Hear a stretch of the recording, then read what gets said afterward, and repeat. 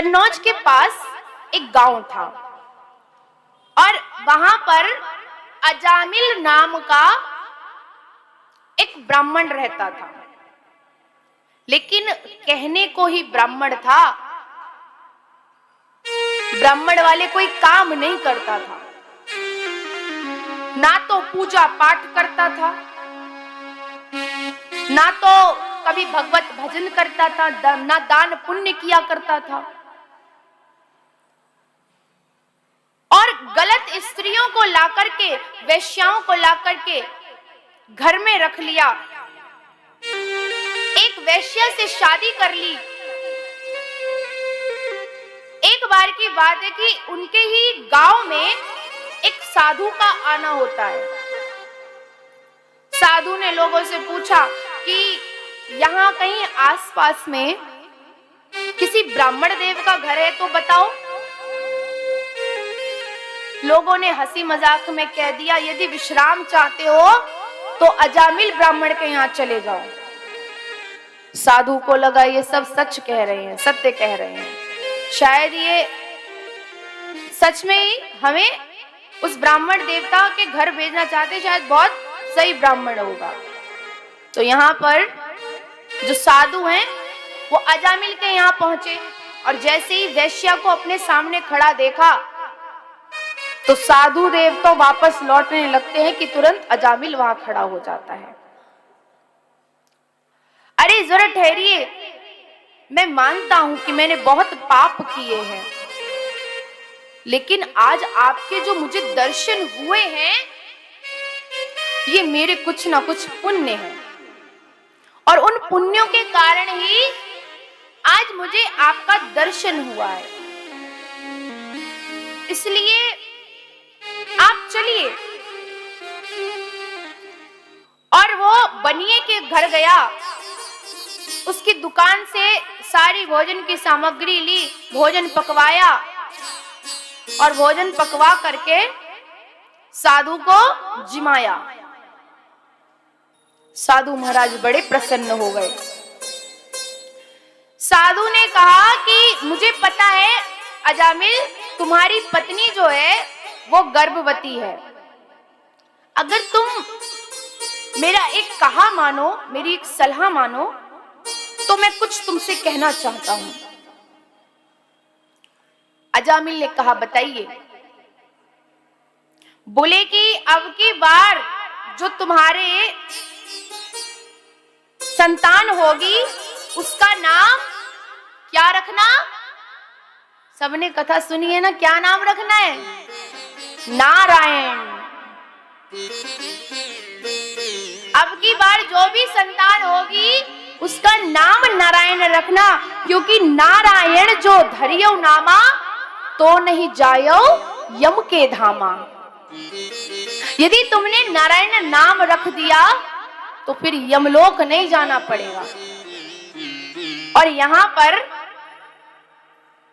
अजामिल की पत्नी के जब संतान होती है तो उसका नाम अजामिल ने, जैसा कि साधु महाराज को वचन दिया था, नारायण, नारायण नाम रख दिया।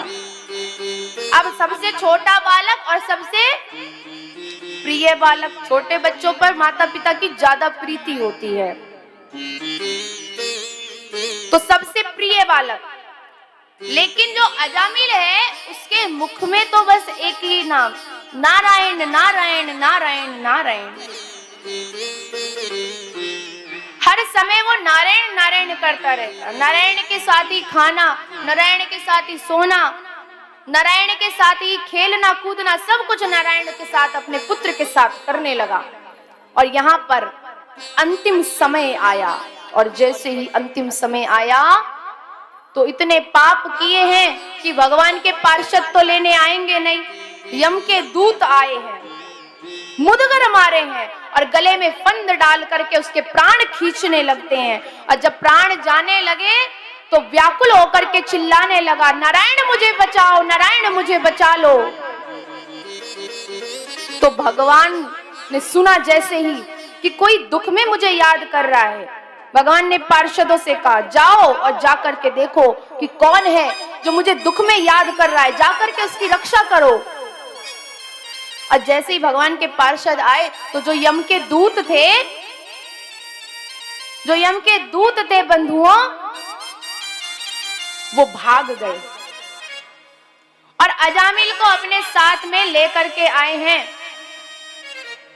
भगवान के द्वार पर ले जा करके बैठाया है।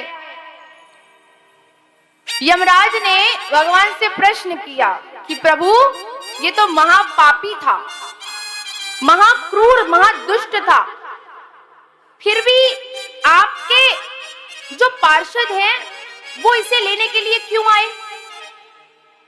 जिंदगी भर इसने पाप किए, फिर भी आपने अपने पार्षदों को भेजा। भगवान ने कहा, सुनो, मैं जानता हूं कि इसने बहुत पाप किए हैं, परंतु इसने अंत समय में मेरा नाम ले लिया है, और अंत समय में जो मेरा नाम ले लेता है फिर वो यमलोक नहीं जाता, उसे तो मेरे द्वार पर आना ही आना है। तब यमराज ने अपने दूतों को समझाया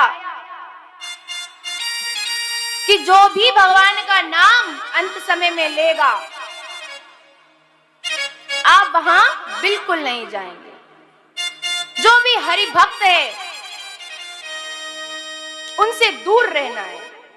इसलिए कहते हैं हर क्षण तैयारी कीजिए, ताकि अंत समय जब आए तो भगवान का नाम हमारे मुख में हो।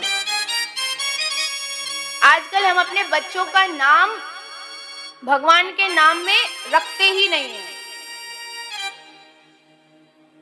और हमें अंग्रेजी संस्कृति इतनी अच्छी लगती है कि हम अपने बच्चों का नाम इंग्लिश में रख देते हैं। क्यों? आपने बहुत कम देखा होगा, पहले के समय में सभी अपने संतानों का नाम, सभी अपने बच्चों का नाम भगवान के नाम पर ही रखते थे, गोविंद, माधव, राधा। लेकिन अब एलन, मेलन, ये कोई नाम है? ये अंग्रेजी अक्षरों के नाम हम रख देते हैं, जिनसे ना तो आपका ही उद्धार होता है और ना ही बच्चे का। जैसा हम नाम रखते हैं ना अपने बच्चे का, वैसे ही गुण भी हमारे बच्चे के अंदर आ जाते हैं। ऐसा नाम रखिए, परमात्मा के नाम पर अपने बच्चों का नाम रखिए, ताकि आपके मुख में भी हमेशा परमात्मा का नाम रह सके। क्योंकि ये जो जन्म है ना, ये बस जाता जा रहा है। ये जो मनुष्य का जन्म है, ये हमें बार बार नहीं मिलता, एक बार ही मिलता है। जन्म अनमोल रे, तू राधे राधे बोल रे। हाथ ऐसे देखो, अगर आप ताली बजाओगे ना तो आपको सर्दी भी नहीं लगेगी। यदि आप ताली बजाएंगे, अब हमें तो क्या ही बताएं, इतनी गर्मी लग रही है। अब पहन तो लिए हम इतने गरम गरम, लेकिन ऊपर बैठ के बहुत गर्मी लग रही है। जन्म अनमोल रे, तू राधे राधे बोल रे।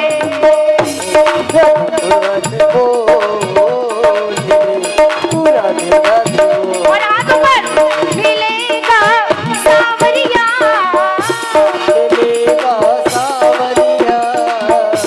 बजेगी बांसुरिया,